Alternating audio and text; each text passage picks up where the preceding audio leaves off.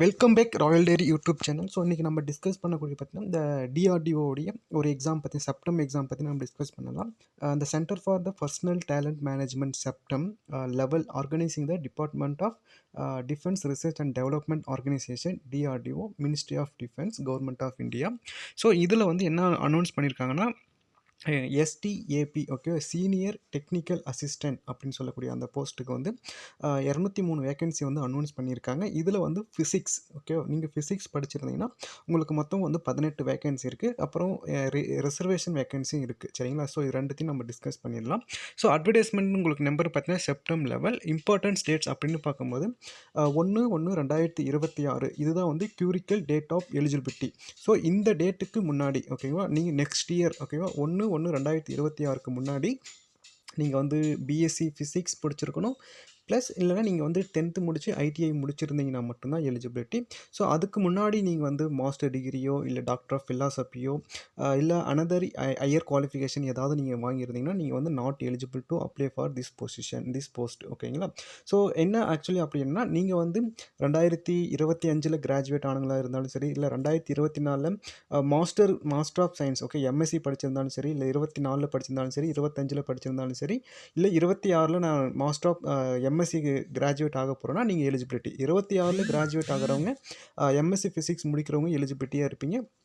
So அதுக்கு முன்னாடி முடித்தவங்க நீங்கள் வந்து எலிஜிபிலிட்டி இருக்க மாட்டீங்க. சரி ஓகேங்களா? ஸோ அப்ளிகேஷன் என்றைக்கு ஓப்பன் ஆகுதுன்னு பார்க்கும்போது 11/12/2025. ஸோ க்ளோசிங் டேட்னு பார்க்கும்போது 1/1/2026 அன்றைக்கி அப்ளிகேஷன் வந்து க்ளோஸ் ஆகிடுது. ஸோ இதுக்கான லாஸ்ட் டேட் ஆஃப் பேமெண்ட்டுக்கு வந்து பார்த்திங்கன்னா 3/1/2026.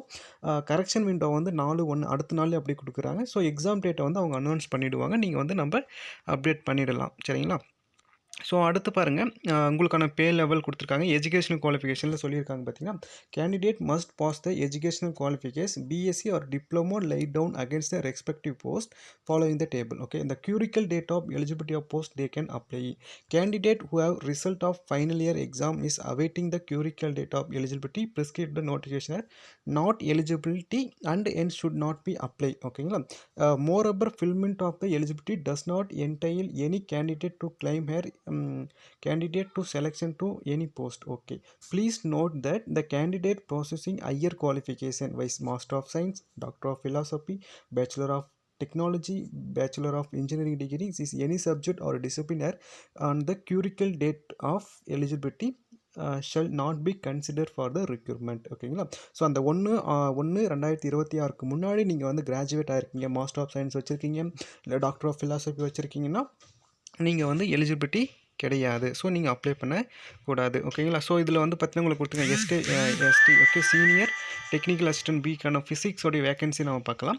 ஸோ இந்த ஃபிசிக்ஸ்க்கான வேகன்சியை பொறுத்த வரைக்கும் பார்த்தீங்கன்னா உங்களுக்கு வந்து ஓபிசி எஸ்சி எஸ்டி கேட்டகரியில் வந்து உங்களுக்கு அன்ரிசர்வ்டில் வந்து 3 கொடுத்துருக்காங்க. 4, 2, 1, 8 இப்படின்னு சொல்லி பிரித்து உங்களுக்கு வந்து 18 போஸ்ட் வந்து அலாட்மெண்ட் பண்ணியிருக்காங்க. So BSc degree in physics from recognise university மட்டும் நீங்கள் படிச்சிருக்கீங்க.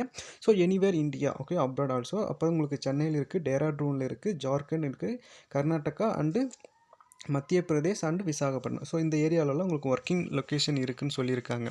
ஸோ அதுக்கப்புறம் உங்களுக்கான இது ஆல்ரெடி நம்ம பார்த்தது தான். ஸோ நீங்கள் வந்து ஹையர் குவாலிஃபிகேஷன் பண்ணியிருந்தீங்கன்னா நீங்கள் வந்து நாட் எலிஜிபிலிட்டி. ஸோ அடுத்து வந்து இது டிப்ளமா ஸ்டூடெண்ட்டு. ஸோ எப்படி அப்ளை பண்ணணுன்றது எல்லாமே நான் உங்களுக்கு வந்து டிஸ்கஸ் பண்ணலாம். ஸோ இம்பார்ட்டன்ட் பாயிண்ட்ஸ் என்ன சொல்லியிருக்காங்க பார்த்தீங்கன்னா இந்த crucial date of the determine eligibility. So அதுக்கு முன்னாடி நீங்கள் முடிச்சிருக்கீங்கன்னா நீங்கள் எலிஜிபிலிட்டி கிடையாது, அதுக்கு பின்னாடி முடிச்சிங்கன்னா நீங்கள் எலிஜிபிலிட்டின்னு சொல்லியிருக்காங்க. ஸோ இது எல்லாமே அது ஓகே தான். அடுத்து வந்து நீங்கள் பிஎஸ்சி மட்டும் இப்போது கரண்ட் ஸ்டூடெண்ட்டாக இருக்கீங்க, ஃபைனல் இயர் ஸ்டூடெண்ட்டாக இருக்குது இல்லை நான் கரண்ட்டாக முடிச்சு 1 இயர் ஆகுது அப்படின்னா மட்டும் நீங்கள் எலிஜிபிலிட்டி டு அப்ளை. நீங்கள் எம்எஸ்சி படிக்காமல் இருந்தீங்கன்னா நீங்கள் அப்ளை பண்ணலாம். இன்கேஸ் நீங்கள் எம்எஸ்சி படிச்சிருந்தீங்கன்னா நீங்கள் அப்ளை பண்ண முடியாது, எலிஜிபிலிட்டியும் கிடையாது. சரிங்களா? ஸோ 18 இயர்ஸ் 28 இயர்ஸ் வரைக்கும் நீங்கள் அப்ளை பண்ணிக்கலாம் ஏஜ் லிமிட். அடுத்து வந்து பார்த்தீங்கன்னா ஓபிசி 5 இயர்ஸ் அந்த ரிலாக்ஸேஷனுக்கு நார்மலாக எக்ஸாமுக்கு என்ன ரிலாக்ஸேஷன் அது வந்து கொடுத்துருக்காங்க. ஸோ மெடிக்கல் எக்ஸாமினேஷனை பொறுத்த வரைக்கும் உங்களுக்கு வந்து ஹை ஸ்டாண்டர்ட் வந்து 6/6 இருக்கணும், அப்படி இல்லைனா 6/12 அப்படி இல்லைனா 6/9 அந்த டிஸ்டன்ஸ் விஷனில் இருக்கணும். நியர் விஷனில் வந்து பெட்டர் ஐ 0.6னும் ஒரு சைடில் வந்து 0.8 அந்த டிஸ்டன்ஸில் இருக்கணும். நீங்கள் அதை வந்து உங்களுடைய நியர்பை ஹை ஹாஸ்பிட்டலில் வந்து நீங்கள் செக் பண்ணி நீங்கள் கன்சல்ட் பண்ணி நீங்கள் தெரிஞ்சுக்கோங்க உங்களுடைய ஐ லெவல் என்ன இருக்குன்னு. ஸோ இது வந்து ரொம்ப முக்கியம். இன்கேஸ் நீங்கள் வந்து செலெக்ஷன் ஆகிட்டீங்க அப்படின்னும் போது இந்த இடத்துல உங்களுக்கு வந்து டினாமினேட் பண்ணுவாங்க. ஸோ நீங்கள் வந்து இதெல்லாம் இதில் ஃபில்ஃபில் பண்ணலாம் உங்களுக்கு வந்து டிஸ்குவாலிஃபை பண்ணிவிடுவாங்க. இன்கேஸ் நீங்கள் வந்து ஸ்போர்ட்ஸ் பர்சனாக இருந்தீங்கன்னா உங்களுக்கான மெரிட் உங்களுக்கான ரிசர்வேஷனும் அவங்க வந்து கொடுக்குறாங்க. ஸோ நீங்கள் அதையும் பயன்படுத்திக்கலாம். ஸோ எக்ஸாம் ஃபீஸை பொறுத்த வரைக்கும் சீனியர் டெக்னிக்கல் அசிஸ்டண்ட்டுக்குன்னு பார்த்தீங்கன்னா அன்ரிசர்வ்ட் ஓபிசி டபிள்யூஎஸ்சிக்கு வந்து பார்த்தீங்கன்னா ரீஃபண்டபிள் ஃபீஸ் ஓகேவா, ரீஃபண்டபிள் ஃபீஸ் 500ம் நான் ரீஃபண்டபிள் ஃபீஸ் 250 ரெண்டுத்தையும் சேர்த்து நீங்கள் 750 ரூபா பே பண்ணுற மாதிரி இருக்கும். ஸோ மற்ற கேண்டிடேட் வந்து ஒன்லி 100 அண்ட் 500 600 மட்டும் பே பண்ணுற மாதிரி இருக்கும். சரிங்களா. ஸோ இதில் வந்து நீங்கள் ஃபஸ்ட்டு ஸ்டேஜ் ஆஃப் எக்ஸாம் நீங்கள் வந்து அப்பியர் ஆன பின்னாடி உங்களுக்கு அந்த 500 வந்து உங்களுக்கு வந்து ரீஃபண்ட் ஆகிடும். சரிங்களா. ஸோ அடுத்து வந்து எக்ஸாம் சிட்டியை பொறுத்த வரைக்கும் ஆல் ஓவர் இந்தியா முழுவதும் கண்டக்ட் பண்ணுறாங்க. ஸோ எஸ்பெஷலி பார்த்தீங்கன்னா உங்களுக்கு தமிழ்நாடுன்னு இருக்கும்போது சென்னை, கோயம்புத்தூர், மதுரை. ஸோ இந்த இடத்துல எல்லாம் உங்களுக்கு வந்து அலாகேட் பண்ணுறாங்க. பெங்களூரு, கர்நாடகானா பெங்களூரு, போபால் இந்த மாதிரி நிறைய இடத்துல கொடுக்குறாங்க. ஸோ நீங்கள் உங்களுக்கு நியர்பை சென்டர் ஏதோ நீங்கள் அதுக்கு போட்டுக்கலாம். அப்ளிகேஷனை பொறுத்த வரைக்கும் பார்த்தீங்கன்னா நீங்கள் எப்படி அப்ளை பண்ணணும் அப்படின்னு பார்த்தா உங்களுக்கு வந்து valid mobile number, email ID இருக்கணும். கம்பல்சரி அது ரெண்டுமே இருக்கணும். ஸோ இது எக்கர்ந்து கொண்டு நீங்கள் அப்ளை பண்ணிட்டதுக்கப்புறம் மாற்றக்கூடாது. ஸோ ரொம்ப முக்கியம். அதுக்கப்புறம் நீங்கள் அதில் ரிஜிஸ்டர் பண்ணதுமே உங்களுக்கு வந்து நெக்ஸ்ட் பேஜ் நீங்கள் ஓப்பன் பண்ணி உங்களுக்கு வந்து கிளிக்கர் டு அப்ளை என்ற ஆப்ஷனை நீங்கள் வந்து மென்ஷன் பண்ணிங்கன்னா உங்களுடைய valid email number, mobile number and photography அது வந்து பார்த்திங்கன்னா உங்களுக்கு ஜேபிஜே ஃபார்மேட்டில் மட்டும்தான் இருக்கணும். ஸோ இது எல்லாமே ஸ்கேன் பண்ணி ரெடியாக வச்சுக்கோங்க. உங்களுடைய எஜுகேஷன் கலரில் ஓகே, கலரில் வந்து நீங்கள் ஸ்கேன் பண்ணி வச்சுக்கோங்க. ஸோ நான் பிளாக் அண்ட் ஒயிட் ஓகேங்களா. ஸோ அடுத்து வந்து 10th சர்டிஃபிகேட் இது எல்லாமே நீங்கள் வந்து அப்ளை பண்ணிக்கலாம். ஸோ நீங்கள் இதுக்கு வந்து மல்டிபிள் போஸ்ட்டுக்கும் நீங்கள் அப்ளை பண்ணலாம். சரிங்களா. ஸோ அப்படி அப்ளை பண்ணும்போது நீங்கள் ஒவ்வொரு டைமுக்கும் ஒவ்வொரு ஃபீஸ் பே பண்ணுற மாதிரி இருக்கும். ஸோ அதே மெத்தடில் எக்ஸாம் டேட்டு அட்மிகேட் வந்து அவங்க வந்து அப்புறமா லேட்டராக வந்து அவங்க வந்து அனௌன்ஸ் பண்ணுவாங்க வெப்சைட்டில். ஓகே. எக்ஸாம் பேட்டர்னை பொறுத்த வரைக்கும் பாருங்கள். எக்ஸாம் பேட்டர்ன் அப்படின்னு பார்க்கும்போது உங்களுக்கு வந்து the examination, the educational qualification required the published DRDO.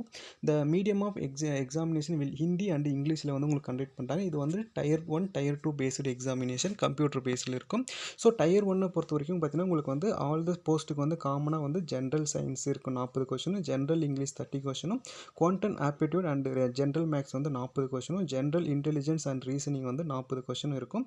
So டோட்டலாக 150 கொஷின்ஸு, 150 மார்க்கு, 120 டியூரேஷனில் வந்து இது கண்டக்ட் பண்ணுறாங்க. சிபிடி வந்து professional for selection personality test இருக்கும்.